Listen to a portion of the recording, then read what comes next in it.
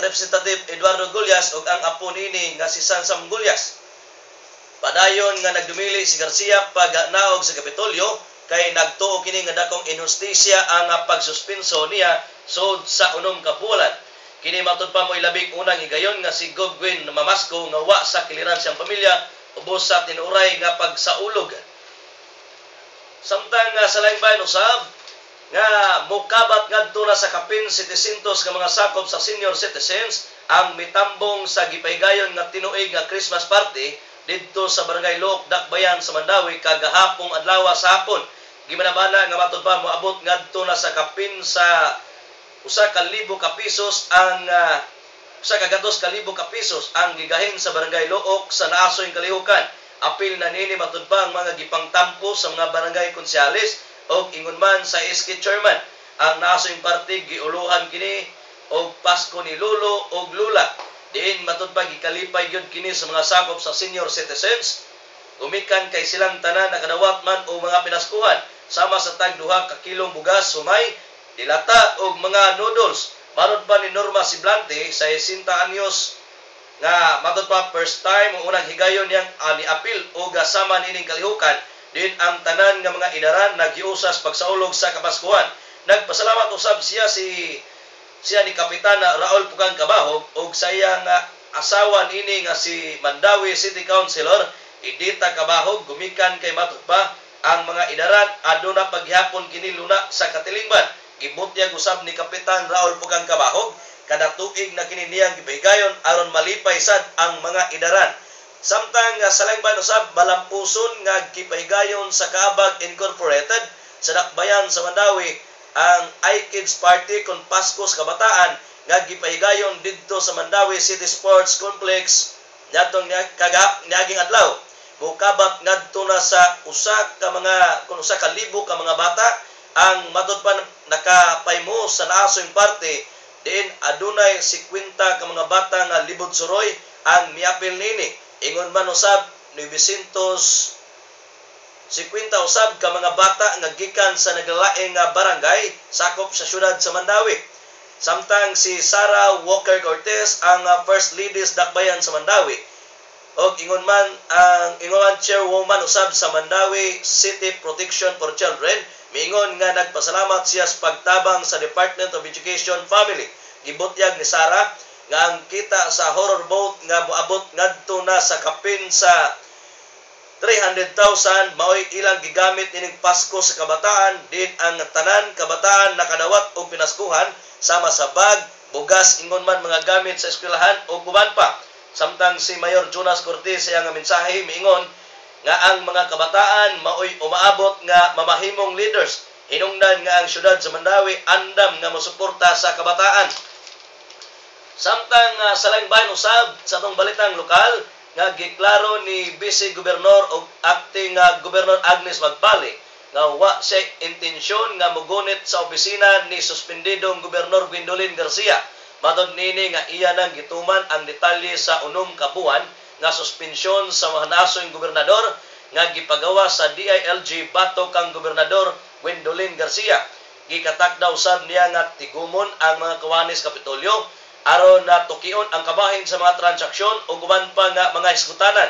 Subay nini mibalibad si Provincial Board Member Julian Daan sa pagdawat sa mao nga posisyon isip acting Vice Gobernador sa Sugbo. Apan gipasabot sa DILG nga posibleng manubag si Julian Daan pinasikad sa balaod kundi kini mudawat isip acting Vice Gobernador sa lalawigan sa Sugbo.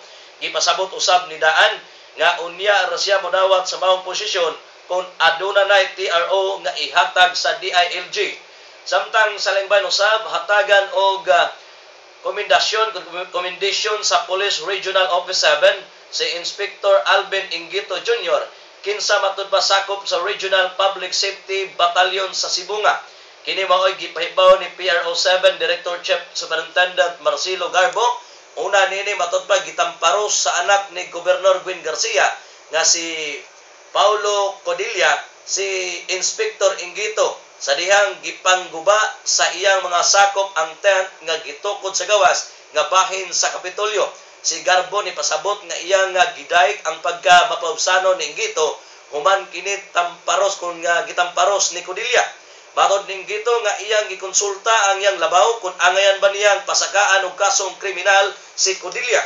Samtang sa langbahan usab sa itong balitang lokal, gikatakda nga mudawat na ang mga sakop sa persons with disabilities dakbayan sa Mandawi sa ilang financial assistance gikan sa syudad karong umabot nga adlaw nga Biyernes.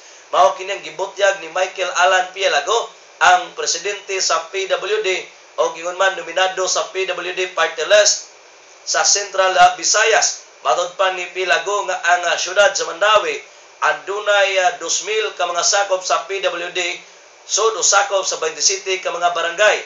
Gibutyag ni Pielago nga aduna siya daghang mga plano aron nga PWD makaangkon og mayong panginabuhian. Nasayron usab nga ang paggor mi donar kanila og mga gamit alang silang livelihood sama sa prentahanan ug sinina ug uban pa.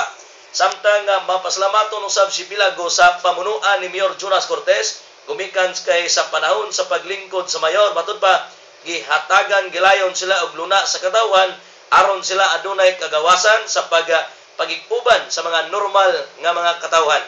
Samtang salangban usab sa tong balitang nasyonal kun didto sa kauluhan, mi apilar ang Malacañang batok kang Cebu Governor Gwin Garcia sa pagatuman sa suspension order batok kaniya. Matod pa ni Deputy Presidential Spokesperson Abigail Balte, gikinahanglan nga respetuhan ni Garcia ang desisyon sa Malacañang.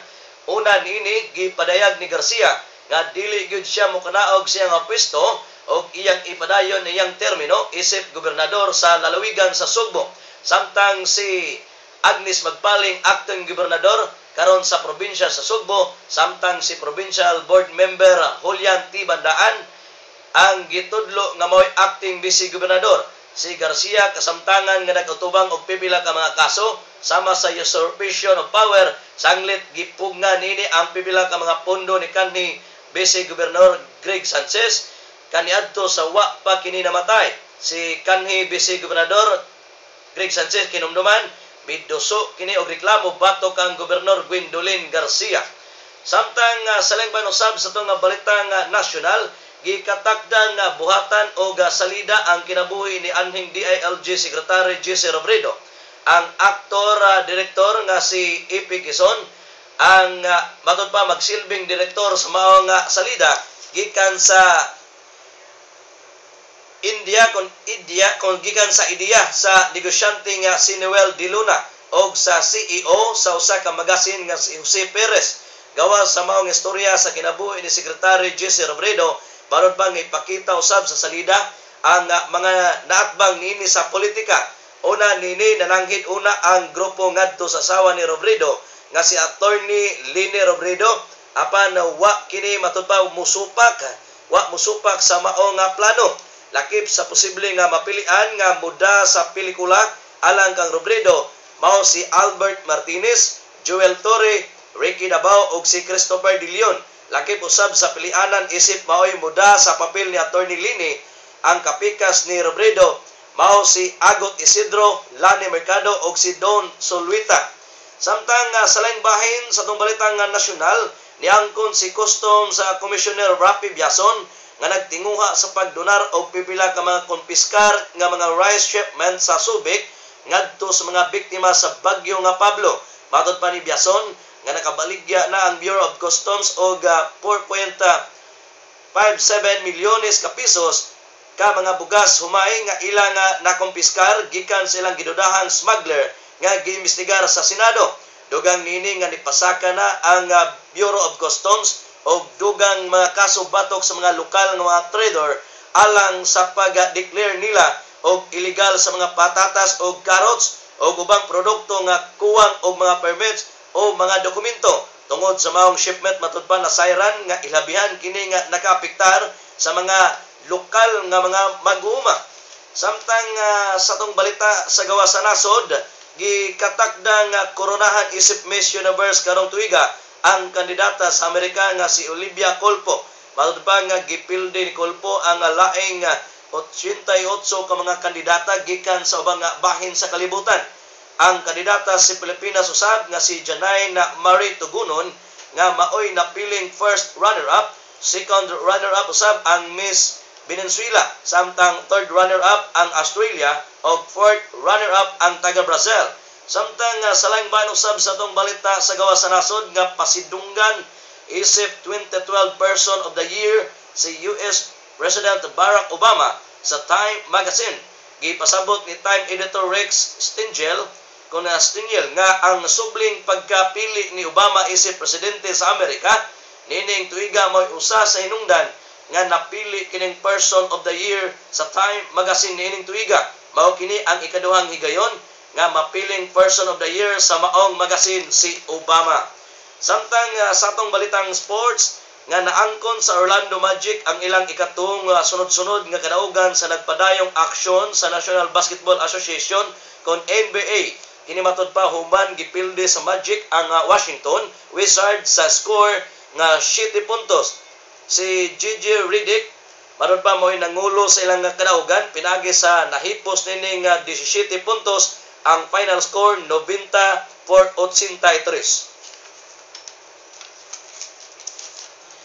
Mao gatong naglangkob sa atong Radio Ronda News Watch Morning Edition gikan sa kinatibuk ang persa sa News and Public Affairs Bureau uban ni Jubilito Jaime Miss Fides Balikting among station manager. Ang Radio Ronda News Watch Morning Edition dalit kaninyo sa 4J's Advertising and Printing Services, Cebu City, Proprietor Jeffrey Comillas. Inyong alagad, Mikmik Bustamante. Daghang salamat, Merry Christmas and Happy New Year.